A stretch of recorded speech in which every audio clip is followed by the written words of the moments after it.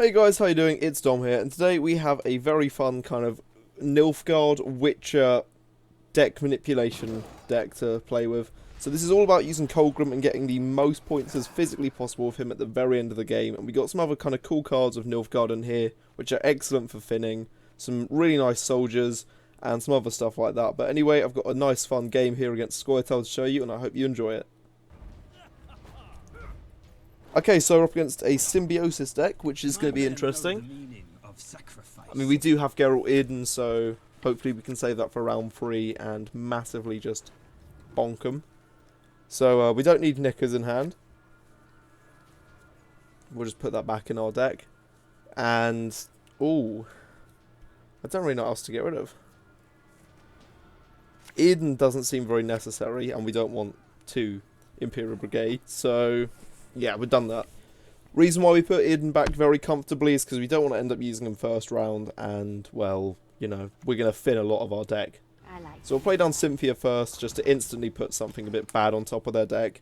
And already, because we got Roach, we're 2 cards below them in deck value, which is just nice to see. I'd say the one flaw this deck has is that it doesn't really run that many soldiers. So Imperial Brigade can be quite difficult to get off. Right, after that knowledge we can see that they're running Devotion, which is actually kind of, well, very useful for us to see. Because it means that we won't be seeing any things like Karathi Heatwave, no Geralt Edens, so Kolgrim could actually be very safe in the 3rd round, meaning that we really want this 1st round. Now fortunately their Dryad will set off our hunting pack as well, so we're thinning our deck even more. And there we go, Nick has wanted to join the other cute doggos, and we've just got a bit of a doggo brigade coming out. Abandoned Girl.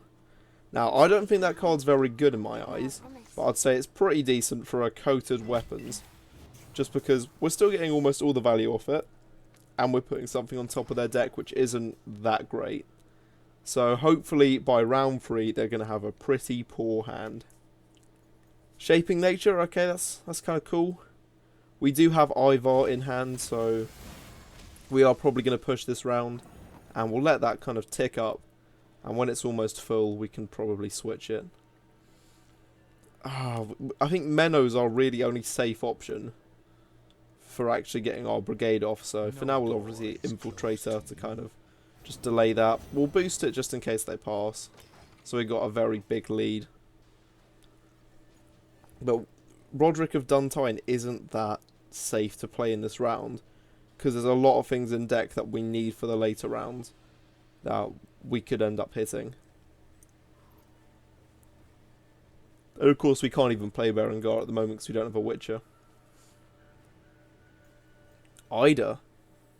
Now Ida's, she's decent. She's going to be playing for 9 points here, which is quite good.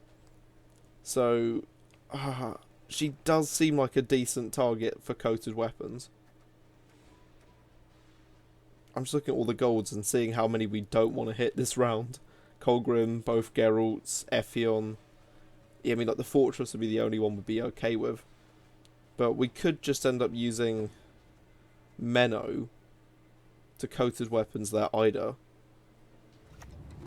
I mean, yeah, why don't we do that, actually? Because here's the thing.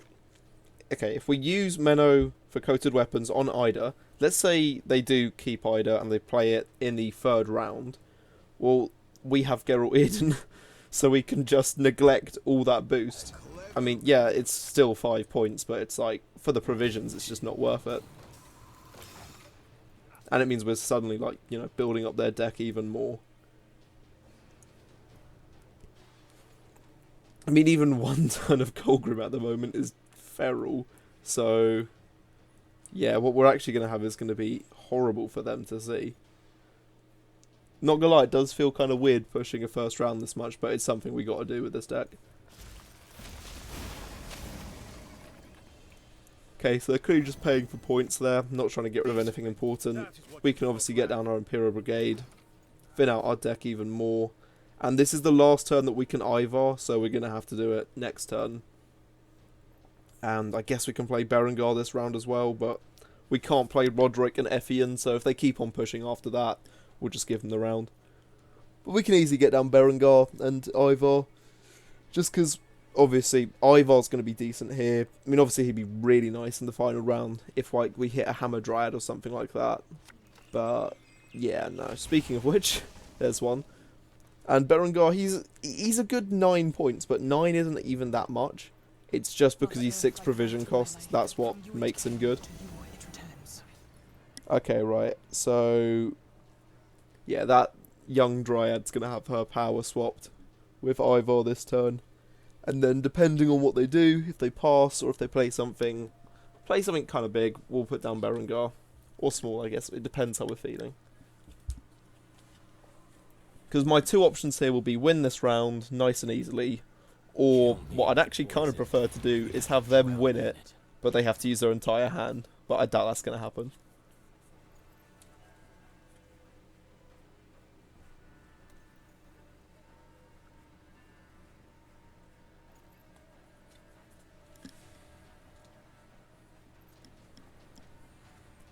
And they have played all onto one row, which, if they do that next round, Geralt Earden's going to be able to completely mess with them.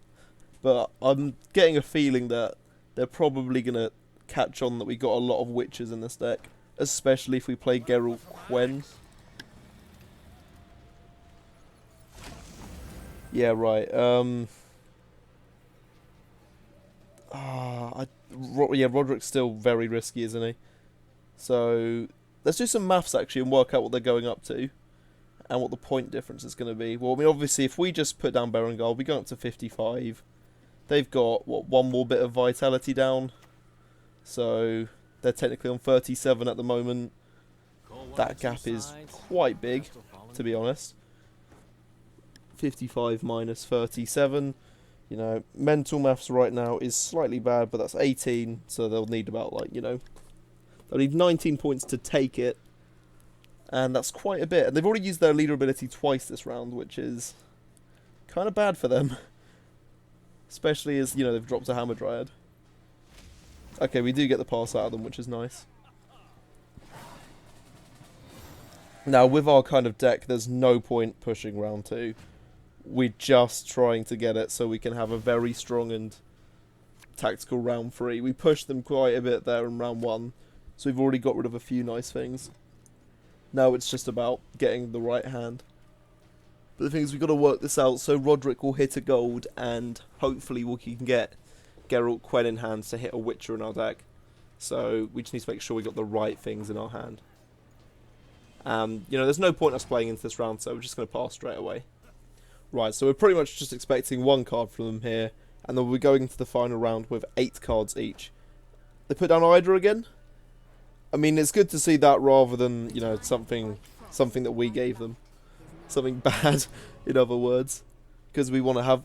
hopefully they get 1 bad card for next round, due to, like, bad luck. Right, so we've drawn Geralt Quen. We're keeping a Farn in hand because of Morvran. I guess we can get rid of... What could we actually do here? Because we are going to be drawing 3 cards and putting 3 back, so it doesn't really matter too much, I guess. Wow. Wow, I am not too sure.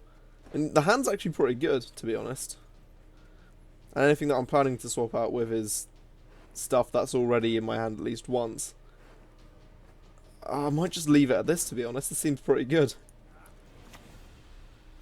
Dunker, yeah, Crumb Cakes. We don't have much we can do against that, except Geralt Earden, and I've just noticed they've got one of our cards in their hand. So, best case scenario, that's an Infiltrator. So, they've got 1 brick in hand, which is excellent to see. Let's get out Gorfa Gaved now. Just because we can put something in their deck later and get something done. And we could go with Little Kid Witcher dude. What's his name? Because, I mean, I'm not going to go with Mentor, and I'm not going to go with the one which has Adrenaline 6. Alchemist could be quite funny, but I don't think that seems like the best of choices, because we're not putting anything extra in their deck. So if we go for an Adept, actually, it's just a small engine which will build up. Probably bait out a Nature's Rebuke, in all honesty. But, you know, it does something. I've just noticed we've got an 11 card difference in our decks. And we're not even done yet. Oh my god. God, Nilfgaard is fun. Bet you never thought I'd say that. Right, well...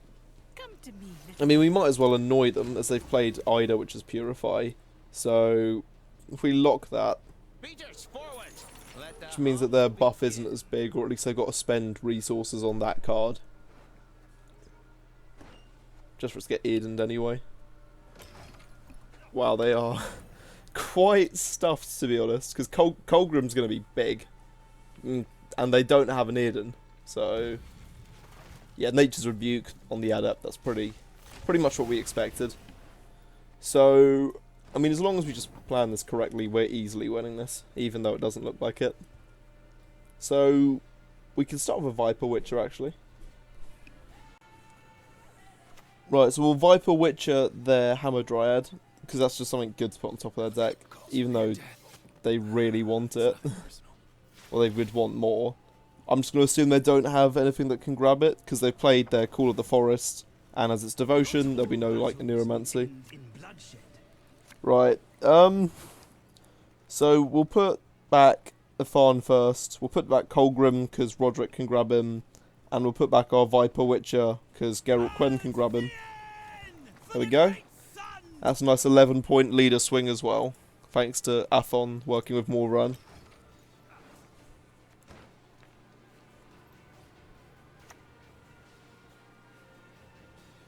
I mean, that's honestly fine. So, we might as well lock that as well. It's just trying to get out cards now. Because I want to hold back on Ephraim, just in case anything comes along. So, Van Moorlam Hunter onto their back row to lock Hammer Dryad again. Few poachers dare venture into the Van Moorlam's wood. I'm wondering when they're going to play that brick in their hand. The Nilfgaard brick. Because, I mean, the later they play it, surely, like, the less options they'll have to deal with our own cards. And we'll get rid of their vitality already on it, but... I mean, I guess it's a bigger boost for them, but we don't really care because of Eden. Let's get down Ephraim now, get our defender going, and then next turn we'll Kolgrim. Also put back the dwarf dude from their graveyard, so there's a much bigger deck difference.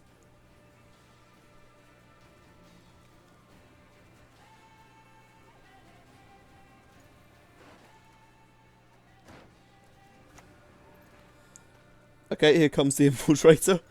I always find a way in. And let's get Kolgrim out.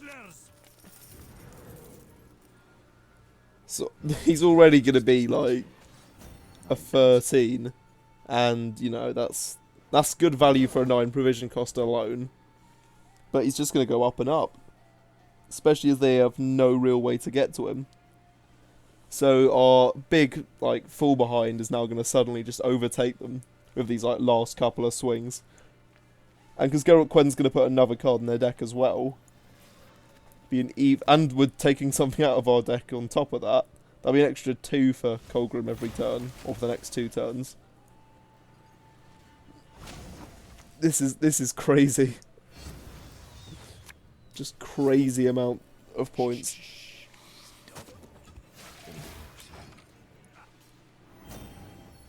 We probably should have gone with something on the front row because we're just going to reset the back one. But it doesn't really matter. I mean, if they play the last card in the back row, it's a very easy little choice and win for us. If they put it on the front, we might have to consider something. A Glace, yeah, we might have to have a little look. I mean, surely we just win anyway. Like, surely it's just redundant. Because, I mean, Infiltrator and a Glace are really big.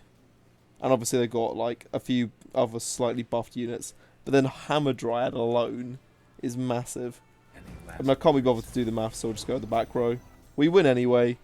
And there we go, 41 points on Kolgrim. I hope you guys have enjoyed this. If you have, liking and subscribing helps me out. And I'll see you next time.